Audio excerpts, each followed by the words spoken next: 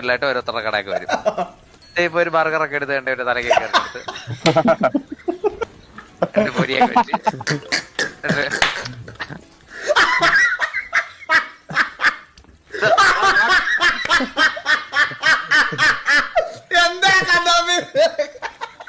നിന്റെ French fries കഴിച്ചു പുറം താഴെ അത് കുഴപ്പമില്ല,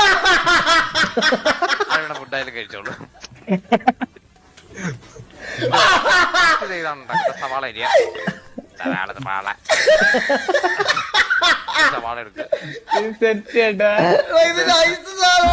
വീട്ടിലൊരു വീട്ടിൽ ഒരെണ്ണം കരിഞ്ഞു പോയി. നീ തിന്നെ